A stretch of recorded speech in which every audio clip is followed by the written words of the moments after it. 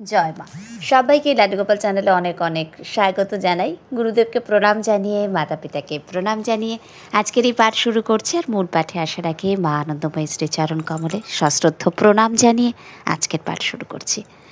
ঘরবাড়ি পরিষ্কার পরিচ্ছন্নতা শুচিতা নিয়ে মা কি বলছেন, আমরা এর আগে পাঠে শুনেছিলাম যে শ্রী শ্রী সারদা মা কী বলেছেন, শ্রী শ্রী রাম ঠাকুর কী বলেছেন। আমরা আগেও শুনেছি যে বারংবার পাঠের মধ্যে এই কথা এসেছে যে আপনি কত শুদ্ধ হইয়া তার কাছে যাবেন, তিনি তো নিত্য শুদ্ধ। শুদ্ধতার বাহ্যিক শুচিতার অবশ্যই দরকার আছে, কিন্তু জিনিসটা অনেকে বাহ্যিক শুচিতা বজায় রাখতে গিয়ে, জামা কাপড় পরিষ্কার পরিচ্ছন্ন, ঘরবাড়ি পরিষ্কার পরিচ্ছন্ন রাখতে গিয়ে ব্যাপারটাকে এমন জায়গায় নিয়ে চলে যান যে এটা একটা সূচিবায়ুগ্রস্ততার জায়গায় চলে আসে।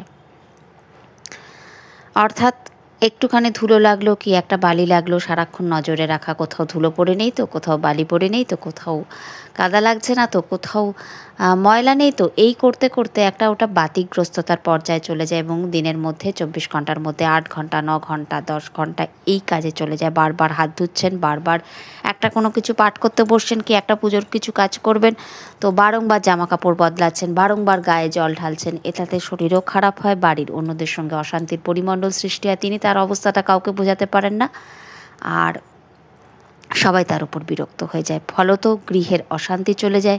গৃহে যদি অশান্তি শুরু হয়ে যায়, গৃহে যদি অশান্তি শুরু হয়, গৃহে তো মা লক্ষ্মী থাকেনই না, আর যে গৃহে মা লক্ষ্মী বসবাস করেন না সেই গৃহে কিন্তু অন্য কোনো দেবতারাও থাকবেন না, অন্য কেউ থাকেন না সেখানে।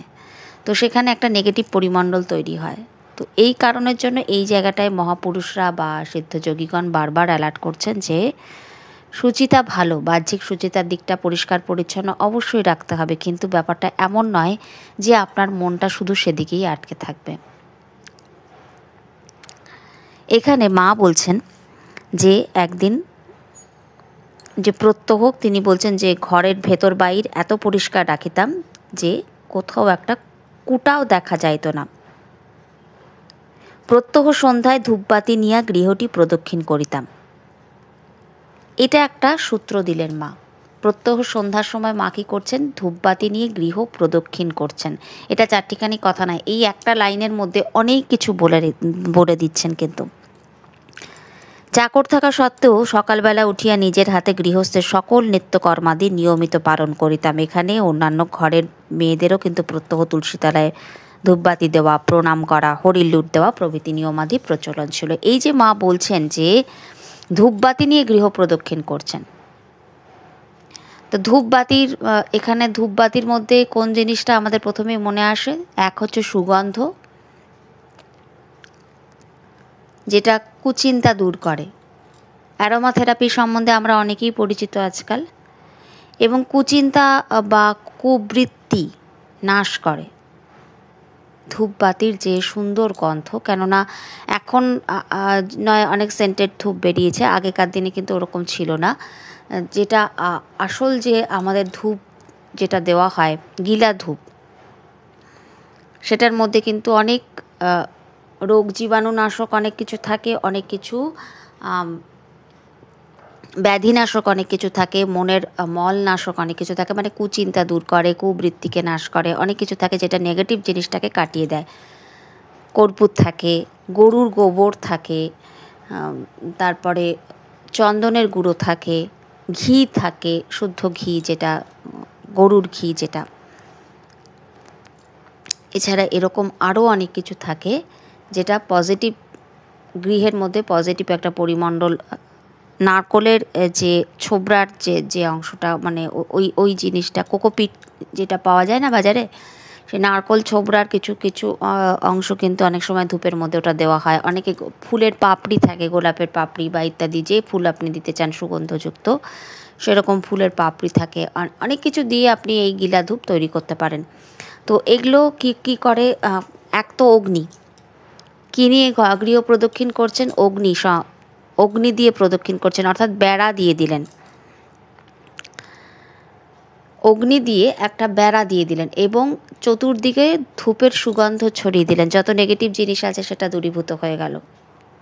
আরেকটা কি, একটা মানে সুরক্ষা একটা বলয় তৈরি হলো। গৃহের। এবং এই সমস্ত মহাপুরুষদের বা যোগীদের, সিদ্ধ যোগীদের এই কর্মকাণ্ডগুলোর দরকার পড়ে না। কিন্তু তাহলে এনারা কেন করছেন? আপনি আচরি ধর্ম আচরণ করে দেখিয়ে দিচ্ছেন যে কোনটা করা উচিত, শেখাবার জন্য, লোক শিক্ষার জন্য। এটা শ্রী গুরুদেব বারংবারই বলতেন, আমাদের এগুলো কর্মকাণ্ডের এই সমস্ত এত কিছুর দরকার লাগে না, আমরা এগুলো লোক শিক্ষার জন্যই শুধুমাত্র এগুলো করি, যাতে কিছু কিছু জিনিস আলাদা, সেটা আলাদা, কিন্তু এই সমস্ত জিনিসগুলো, এই যে তুলসীতলা হরির লুট দেওয়া, এই যে গৃহ পরিষ্কারের কথা মা বলছেন, তো এনাদের কাছে পরিষ্কার আর অপরিষ্কার কী? আমরা তপভূমি নর্মদায় যদি যাই, আমরা দেখব যে শৈলেন্দ্র নারায়ণজি বলছেন যে শ্রী শ্রী সোমানন্দজি মন্ত্র পাঠ করতে করতে কী করছেন, এক মুষ্টি ধুলো কাঁকড় আগুনের ওপরে ছুঁড়ে দিয়েই অট্ট হাসিতে ফেটে পড়লেন। যে মন্ত্র পাঠ করলেন তার অর্থ কী? হে প্রতাপশালী রুদ্র, তুমি উদারতম মন নিয়ে আমাদের মঙ্গল করো, কবচরূপ চর্ম ধারণ করে সশস্ত্র বা নিরস্ত্র হয়ে আমাদেরকে রক্ষা করো। আগুন ধিক ধিক জ্বলতে লাগলো, আর তিনি যজ্ঞ করছেন কিভাবে? ওই যে ধুলো কাকড় মাটির মধ্যে পড়েছিল, দুমুঠো ধুলো কাকড় দিয়ে তিনি তার যজ্ঞকর্ম সমাপ্ত করলেন। এক ফোঁটা ঘিয়ের নামগন্ধও নেই। আরও এইভাবে আশ্চর্য হলাম যে যতই অর্থপূর্ণ এবং অর্থবোধক হোক না কেন, সারাদিন তো ইনি আটপৌরে বাংলায় প্রলাপ বাক্য বলে থাকেন, এর মুখে বিশুদ্ধ ছন্দ এবং সুরে বেদমন্ত্র শুনতে পাবো, এ তো আশাই করা যায় না। বেদমন্ত্র কৃষ্ণ যজুর্বেদের অন্তর্গত শ্বেতাশ্বতরোপনিষদের 6ষ্ঠ অধ্যায়ের মহেশ্বর স্তুতির 7 নম্বর যে অংশটা, সেটা পাঠ করছেন তিনি। বলতে বলতে ওই এক মুঠো ধুলো ছুঁড়ে দিচ্ছেন। কিন্তু যে গন্ধ, চন্দনের সুবাসিত গন্ধ, তো ওখানে কিছু কাঠও পড়েছিল। শৈলেন্দ্র নারায়ণজির মনের মধ্যে হঠাৎ উদয় হলো, আচ্ছা এই কাঠগুলো তো চন্দন কাঠ হতে পারে, এর জন্য হয়তো এরকম গন্ধ আসছে। এর পূর্বে হয়তো কোনো পরিক্রমাবাসী এখানে ধুনি জ্বালিয়েছিলেন, তিনি হয়তো চন্দন কাঠ কোথাও থেকে সংগ্রহ করে এনেছিলেন, আর তার অবশিষ্ট কাঠেই এই এটা জ্বালা হয়েছে, হয়তো যজ্ঞ করা হচ্ছে। তো এটা যখনই তার মনের মধ্যে চলছে, তখনই শ্রী শ্রী সোমানন্দজি বলছেন শৈলেন্দ্র নারায়ণজি যে তড়াক করে লাফিয়ে উঠে পাগলা সাধু সঙ্গে সঙ্গে এক টুকরো কাঠ অগ্নিকুণ্ডর ধার থেকে এনে আমার হাতে গুজে দিয়ে বললেন, নে জল দিয়ে এই কাঠ পাথরের ওপরে ঘষে দেখ, ঘষতে শুরু কর, নইলে তোর গলা টিপে এক্ষুনি জঙ্গলের মধ্যে ছুঁড়ে ফেলে দেবো। এই যে সোমানন্দজি কী দিয়ে যজ্ঞ করলেন? ধুলো কাঁকড়। তেনাদের কাছে ভূতানি রেবা ভুবনানি রেবা শ্রিয়া পাশবানা রাষ্ট্রাপি রেবা যজ্জাদ দৃশ্যতে খলু শৈব রেবা স্বরূপাতা পরং না কিঞ্চিত। এনাদের মলমূত্র দেখা যায় যে এই সমস্ত সিদ্ধ যোগীদের মলমূত্রও কিন্তু দূষিত নয়, সেখানেও কিন্তু কোনো টক্সিন নেই, কোনো গন্ধ থাকে না। এনাদেরকে আমি শ্রী গুরুদেবকে দেখেছি দরদর করে ঘামছেন, কিন্তু ঘামে সেখান থেকেও সুগন্ধ আসছে, এটা আমার নিজের চোখে দেখা। যে ঘামে পথে যে জামাটা, সেখান থেকেও কোনো ঘামের গন্ধ বেরোচ্ছে না। আপনারা হয়তো বলতে পারেন এই তো অনেকের, আমাদের মধ্যেও অনেকের হয়, হতেই পারে সেটা, কিন্তু আর সিদ্ধ যোগীদের ক্ষেত্রে আমরা যেটা দেখছি যে এনাদের মধ্যে অনেককে আমরা দেখবো, শ্রী শ্রী তৈলঙ্গ স্বামীজিকে দেখবো, বা এরকম অনেকের ক্ষেত্রে দেখবো যে ওনাদের যে মল, সেই মলটাকেও ওনারা হাতে নিচ্ছেন, বা সেটাকেও অনেককে দেখা যায় যে সেই মল আর অন্য যে কোনো খাবার জিনিস তাদের কাছে একই, কোনো ফারাক নেই। তাদেরকে যদি বলা যায় যে ওটা খেয়ে নিতে, তো তারা অনায়াসে খেয়ে নিতে পারবেন, কেননা তাদের মধ্যে ওই যে বস্তুগত ফারাক, কোনো কিছুর মধ্যে ফারাক নেই, তারা সব কিছুর মধ্যেই তাকেই দেখছেন। আমরা শ্রী শ্রীধরের শ্রী সদ্গুরু সংঘ গ্রন্থে শ্রীধরজিকে দেখবো যে তিনি কুকুরের বমি খাচ্ছেন, এবং তাকে যখন পরবর্তীকালে জিজ্ঞাসা করা হচ্ছে যে তুমি এই বমিটা কী করে খেলে, কুরদানন্দ ব্রহ্মচারীজি যখন তাকে বলছেন, তখন তিনি বলছেন, এই মা, বমি আবার কেউ খেতে পারে নাকি? ওটা তো মানে একটা ক্ষীর মাখা চিড়ের মতন, তার মানে মনে হয়েছিল, সুস্বাদু লেগেছিল, তার তো বমি বলে মনেই হয়নি ওটা। তো এনাদের যাদের চিত্ত পুরোপুরি শুদ্ধ হয়ে গেছে, তাদের কাছে কোনো কিছুর মধ্যেই তাদের কাছে কিন্তু অশুদ্ধিতা নেই। কিন্তু আমাদের জন্য এমনি তা বলে গৃহ গৃহকে পরিষ্কার পরিচ্ছন্ন রাখার কথা সবাই বলছেন, কেননা অনেক নেগেটিভ জিনিস আশেপাশে আমাদের থাকে। তো গৃহের মধ্যে অবাঞ্ছিত জিনিসকে না রাখা, অর্থাৎ যেগুলো আমরা ব্যবহার করছি না সেই সমস্ত জিনিসপত্র থেকে কিন্তু নেগেটিভ আবার মানে সেগুলো দিনের পর দিন পড়ে থাকতে থাকতে সেখান থেকে কিন্তু নেগেটিভ তরঙ্গ নির্গত হতে শুরু করে, সেই জন্য সেই সমস্ত জিনিস রাখাটা উচিত নয়। এই যে প্রদক্ষিণ করা, আমরা এখনকার দিনের একজন উচ্চকোটির একজন মহাপুরুষ রয়েছেন, এখনও আছেন তিনি দেহে। আমরা অনেকেই ইউটিউবের সূত্রে তাকে জানি, তিনি মহাদেবের খুব বড় ভক্ত। অনেকেই বুঝে যাচ্ছেন আমি কার কথা বলছি। তার মহাদেবের সেবার অনেক কিছু ভিডিও আমরা ইউটিউবে দেখতে পাই। তো ওনারই একটি প্রবচনে আমি শুনছিলাম যে উনি বলছেন যে একটি বিশেষ সময় 7-8 দিনের একটা সাধনা ওনার চলে। তো তখন উনি মানে প্রদীপ হাতে থাকে, ওনার সাথে আরও যে সমস্ত সন্ন্যাসীদের মণ্ডলী থাকে তাদের মধ্যে কারোর হাতে ধুনো, কারোর হাতে কর্পূর বা কারোর হাতে গুগুল, মানে এগুলো প্রজ্বলিত থাকে কোনো পাত্র করে নিয়ে। ওনারা সবাই মিলে একটি বিশেষ সময় রাতের দিকে মন্দির প্রদক্ষিণ করেন। তো এই যে প্রদক্ষিণ করার এই যে বিধি, আমাদের পরিক্রমা, আজকে নর্মদা মায়ের পরিক্রমা খুব সবাই আমরা জানি, মায়ের পরিক্রমার কথা। গিরিরাজ গোবর্ধনজির পরিক্রমা হয়, বৃন্দাবনে বোঝ 84 কোষ পরিক্রমা হয়, এছাড়া ওঙ্কারেশ্বরে ওঙ্কার পর্বত পরিক্রমা হয়, নানান জায়গায় নানা রকম পরিক্রমা হয়। তো আমাদের এই জীবনে আমরাও যে পথ চলছি সেটাকেও যদি আমরা মনে করি এক পা করে যদি আমরা পা ফেলি, জয় সীতারাম, জয় হনুমান, জয় সীতারাম, জয় হনুমান, কি এক একটা পা ফেলছে নর্মদে হর নর্মদে হর নর্মদে হর তাহি মাম, নর্মদে হর নর্মদে হর নর্মদে হর পাহিমা, কি জয় রে বা বলতে বলতে কি যার যেটা, কি ওম নমঃ শিবায়, যার যেরকম ইচ্ছে সেরকম নাম নিতে নিতে কি জয় রাধে, শ্রী রাধে বা শ্যাম সুন্দরজির নাম নিতে নিতে যার যেটা ইচ্ছে, কি শ্রীগুরু বা জয়গুরু, যা কিছু বলতে বলতে যদি আমরা এক একটা পা ফেলি তাহলে দেখব তার একটা আনন্দই আলাদা। এবং তখন প্রতিটা আমাদের পদক্ষেপ কিন্তু আমাদের প্রদক্ষিণ মানে পরিক্রমা হয়ে যায়। তো আমার পতিদেব আমাকে একটা বই গত বছর কিনে দিয়েছিল। গত বছর আসলে ওই নবরাত্রির সময়টা, অর্থাৎ শরৎ নবরাত্রি, ওই সময়টাতে বেশ অনেকগুলো মানে ভালো বই উনি আমাকে কিনে দিয়েছিলেন। তার মধ্যে নর্মদা পুরাণ ছিল এবং সবকটাই হিন্দিতে, বাংলা নয়। আমরা তো বাংলা এদিককার বই এটা নয়, আমরা বাইরে গিয়েছিলাম তখন ওখানে।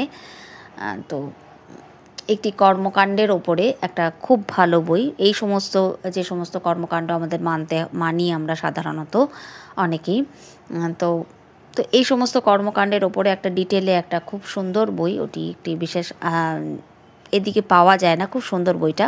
তো ওই বইটার মধ্যে এই পরিক্রমার বিষয় যেটা লেখা ছিল যে ইয়ানি কানি চ পাপানি জ্ঞাতা জ্ঞাত কৃতানি চ তানি सर्वाणि नश्यन्ते प्रदक्षिण पदे पदे, अर्थात जो कुछ ज्ञात अज्ञात पाप कर्म हो गई है वो सभी प्रदक्षिणा की एक एक पद एक एक कदम पर सब नष्ट हो जाते हैं।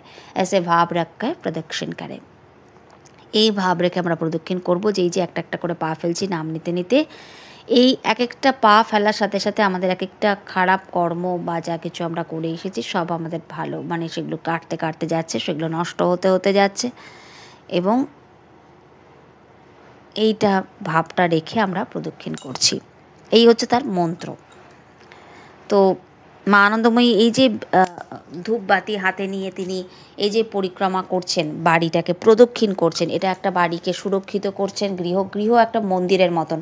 তো সেই মন্দিরেরই তিনি প্রদক্ষিণ করছেন এবং ওটাকে বেড়া দিয়ে দিচ্ছেন। তার হাতে রয়েছে অগ্নি, তো আর ওই ধূপের সেই সুগন্ধ।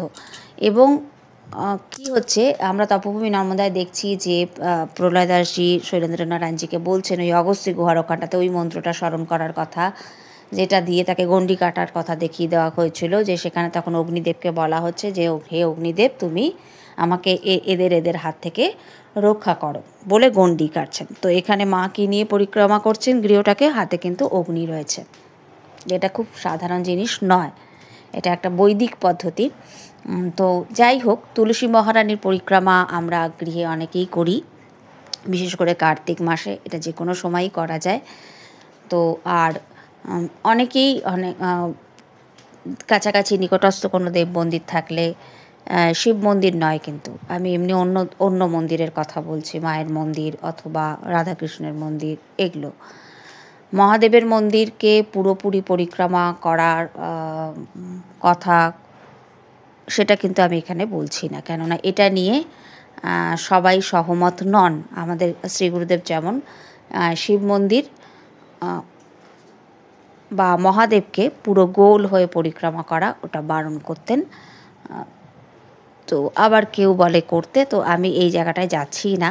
আমি এমনি সাধারণ যে সমস্ত আপনার মায়ের মন্দির, দুর্গা মন্দির হোক বা রাধাকৃষ্ণের মন্দির হোক, এই সমস্ত যে সমস্ত এসব মন্দির যেগুলো আছে, তো সেগুলোতে পরিক্রমা করার ক্ষেত্রে কোনো রকম কোনো নিষেধ থাকে না শুনেছি। তো অনেকে সেটা রোজ হয়তো পরিক্রমা করতে যায়, অনেকে গিয়ে একটু মন্দিরে গিয়ে একটু প্রদীপ জ্বেলে আসে।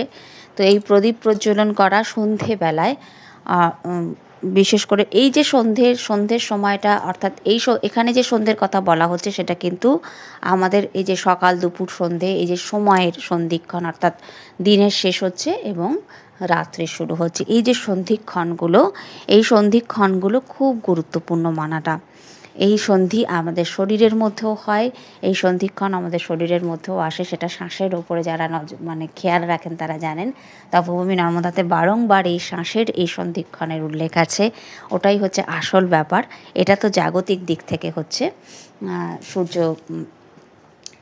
সূর্য অস্ত যাচ্ছে যখন, অর্থাৎ দিনের শেষ হচ্ছে এবং রাতের শুরু হচ্ছে, তো সন্ধিক্ষণ থেকে আবার আরেকটা পর্যায় শুরু হয়। তো যে কোনো ক্ষেত্রে আমরা ওই সন্ধিক্ষণটাকে খুব বেশি মানি। তো ওই সময়ের সাথে শরীরেরও একটা, ওই সময়টার একটা প্রভাব কিন্তু আমাদের শরীরের ওপরেও পড়ে। তাই বলা হয় সন্ধেবেলা আজে বাজে কথা বলতে নেই, সন্ধেবেলা ঠাকুরের নাম জপ করতে হয়, সন্ধেবেলা কোনো খাবার দাবার ওরকমভাবে একদম ঠিক সন্ধিক্ষণ যখন তখন কিছু খেতেও বারণ করা হয় বা শুয়ে থাকতে বারণ করা হয়। ওষুধপত্র থাকলে তো নিতেই হয়, সেটা আলাদা কথা। তো মানে এমনি ভোজন করতে গেলে একটু 15-20 মিনিট ছেড়ে দিয়ে ওই সময়টা একটু ধূপ দ্বীপ দেখিয়ে ঘরে একটু ঠাকুরকে প্রণাম করা, একটু তার কাছে বসা, তো এগুলো সাধারণত বলা হয়। কিন্তু আসল সন্ধিক্ষণ দেখতে গেলে মানুষের ওই যে যখন সুষুম্না নাড়ি চলছে, যখন ইরা থেকে বা ইরাতেও নেই পিঙ্গলাতেও নেই, তার মাঝামাঝি জায়গায় বায়ু ইরা থেকে যখন পিঙ্গলায় যাচ্ছে বা পিঙ্গলা থেকে ইরায় আসছে, তপভূমি নর্মদায় খুব সুন্দর করে এই অংশটা বলা আছে। আসলে ওই সময়টায় অন্য কোনো জাগতিক কাজের জন্য ওই সময়টা নয়, ওই সময়টা জাগতিক কাজ করলে সেখানে ভালোর থেকে মন্দ হয়। সেই কারণের জন্য বলা হয় যে সন্ধেবেলায় শুয়ে থাকতে নেই। ওই সময়টা শুয়ে থাকার জন্য নয়, খাবার জন্যও নয়, জাগতিক কাজের জন্য নয়, ওই সময়টা শুধুমাত্র প্রভুর স্মরণ মননের জন্য। ওই সময়টা অন্য কিছু করলে সেই কাজ সফল হয় না, ওই কারণের জন্য। আর সন্ধেবেলার দিকটাতে দেখা যায় ওই রকম যে 6টা, 6:30 বা 7টা এই আশপাশ করে অনেকেরই কিন্তু ওই সময়ের মধ্যে দেখা যায় যে আমাদের ওই শ্বাসেরও কিন্তু একটা চেঞ্জেস আসে। তো এসব নানান কিছু মিলিয়ে মিশিয়েই কিন্তু এই কথাগুলো বলা হয় যে সন্ধেবেলায় শুয়ে থাকতে নেই, শুয়ে থাকলে রোগ ব্যাধি বাড়ে, সন্ধেবেলায় সময়টাকে নষ্ট করতে নেই, সন্ধেবেলায় একটু প্রভুর স্মরণ মনন চিন্তন করতে হয়। মোট কথা বাড়িকে পরিষ্কার পরিচ্ছন্ন রাখা, ধূপদীপ দেওয়া এবং তুলসী গাছের কথা এখানে মা বলছেন। তো আমরা যদি শ্রী শ্রী রামচরিতমানস পড়ি, আমরা ওখানেও দেখব যে বিভীষণজির ঘরের বর্ণনা কীরকম দিচ্ছেন হনুমানজি, যে সেখানে তুলসী গাছ দেখতে পাচ্ছেন এবং রামায়ুধ অঙ্কিত। তা যেখানে প্রভু শ্রী রামচন্দ্রের, আমরা অনেক বাড়িতে দেখব যে অনেকেই কিন্তু দেওয়ালের মধ্যে ছোট ছোট ছোট ছোট করে মহাপুরুষদের বাণী লিখে রাখেন। এগুলো গৃহকে সুরক্ষিত করে, বাড়িকে সুরক্ষিত করে, বা ঠাকুরের নাম, ছবি বা চিত্রপট আপনি লাগালেন, ঠিক আছে, অনেকে আবার পেন্সিল দিয়ে হোক বা কোনো মার্কার দিয়ে হোক, কোনোভাবে হোক, রং দিয়ে হোক, ঠাকুরের নাম দেওয়ালে লিখে রাখেন বা দরজার ওপরে লিখে রাখেন। নর্মদেহার হোক, গুরু কৃপাহি কেবলম হোক, জয় গুরু হোক, বা জয় সীতারাম, জয় হনুমান হোক, যাই হোক, ওটার নিচ দিয়ে মানে ভেতরের দিকে, দরজার বাড়ির ভেতরের দিকে। তো এগুলো সব কিছুই বাড়ির সুরক্ষার জন্য বা গৃহের সুরক্ষার জন্য, কেননা আমাদের আশেপাশে বা মানে আমরা যে ভূমিতে আছি সেখানে বাস্তুদেবতা আছে। তো আর আমাদের যে এই যে 10 দিক, দিক আর বিদিক অর্থাৎ দিশা বিদিশা, এই যে প্রত্যেকটা দিকের আলাদা আলাদা মানে দেবতারা রয়েছেন। আশেপাশে আমরা যে অঞ্চলে আছি সেখানকার গ্রাম দেবতা থাকে, স্থান দেবতা থাকে, ক্ষেত্রপাল থাকে। এই যে সমস্ত কিছু যারা যারা আছেন, আমরা তো এখন তো তাদেরকে আমরা সেইভাবে স্মরণ করা হোক, বা আমাদের যে কুলদেবী থাকেন, কুল দেবতা থাকেন, আমরা অনেকেই জানিই না ঠিকভাবে। তো ওনাদেরকে আমরা স্মরণ করা বা প্রণাম জানানো, বা এই জিনিসগুলো আগে অনেক কিছু মানে মানে গৃহে গৃহে মানা হতো, যেগুলো আস্তে আস্তে কিন্তু এখন অনেকেই অনেক কিছু মানে ওই সংস্কারটাই এখন আর পায় না বাচ্চারা, বা বাড়িতেও এখন আর ওইগুলো চল দেখা যায় না, যে আগে যেমন এই সমস্ত কিছু কিছু জিনিস মানাটাও দরকার। ওই জন্য এখন অনেক মানুষ অনেক কিছুর মধ্যে সমস্যার মধ্যে পড়ে যাচ্ছে।